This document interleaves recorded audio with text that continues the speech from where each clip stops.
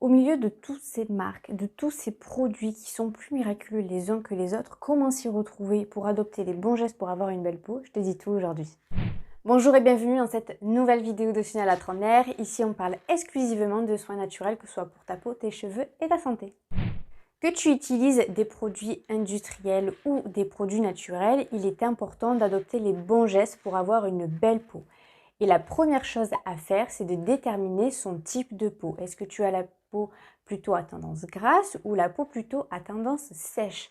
Pour le savoir, il y a plusieurs solutions. Tu peux aller voir ton esthéticienne si tu as l'habitude d'aller voir une esthéticienne en particulier. Elle te dira si tu as plutôt une peau à tendance grasse ou plutôt une peau à tendance sèche. Ensuite, tu peux le regarder uniquement par toi-même et observer un petit peu ce que t'indique ta peau. Est-ce que tu as des zones un petit peu qui brillent? Est-ce que tu as la peau plutôt qui tiraille? Tu peux le savoir avec du petit papier de soie si tu as ça chez toi. Tu découpes des petits bouts de papier que tu viens coller sur une peau qui est propre et sèche de préférence pour savoir du coup quel est ton type de peau. Si tu poses le papier et que le papier hop il tombe tout de suite, c'est que tu as la peau plutôt sèche. Si tu le mets plutôt ici, admettons, et que le papier reste collé, tu auras plutôt du coup la peau à être plutôt grasse. Donc ça, c'est à faire voilà plusieurs fois dans l'année pour bien cerner du coup ton type de peau qui peut varier, admettons, d'une saison à une autre, et à faire sur toutes les zones du visage pour être sûr voilà de bien capter tout ce que te dit ta peau.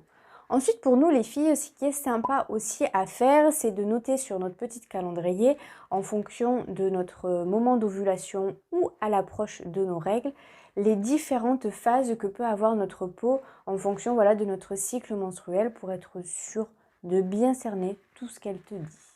Les produits du commerce, je pense que tu l'as compris, je suis pas fan du tout de la composition des produits parce que exactement ce qu'il y a dedans, on n'arrive pas trop à savoir. Et de deux, en fait, ils vont juste venir servir en fait de pansement. Ça va être juste temporaire et une fois que vous allez arrêter du coup ce type de produit, hop, vos problèmes vont réapparaître, peut-être multipliés par deux. Donc le mieux c'est d'opter pour des produits naturels pour avoir une peau saine et naturelle à la fois. Pour nourrir notre peau à l'approche de la trentaine, ce qui est pas mal, c'est l'huile d'olive. L'huile d'olive, elle apporte beaucoup d'élasticité à notre peau, donc c'est pas mal quand on a la trentaine. Ensuite, il y a l'huile de jojoba, par contre, elle qui n'a pas d'odeur par rapport à l'huile d'olive, si tu préfères.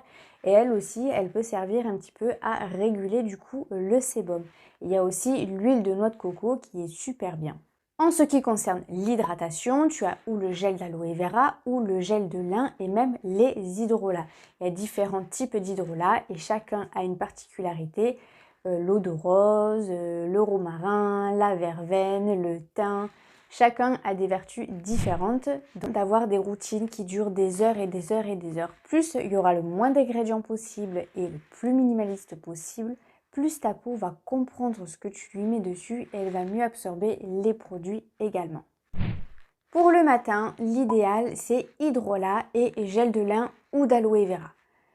Les deux, tu les mets au réfrigérateur et tu vas voir le matin, quand tu vas les mettre sur ton visage, ça va te faire un petit tonus, ça va t'amener un petit peu de tenseur à ta peau et c'est ce qu'on recherche du coup pour avoir encore une belle peau.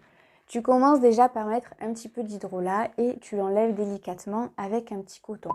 N'hésite pas du coup à en remettre un petit peu et prendre du gel d'aloe vera ou de lin et de faire tout pénétrer dans ta peau et ta routine du matin est terminée. Pour le soir, si tu te maquilles, il est important que tu utilises des huiles végétales, c'est ce qu'il y a de plus doux pour ta peau. Du coup, prends un petit peu d'huile dans le creux de tes mains, au préalablement propre, c'est toujours mieux.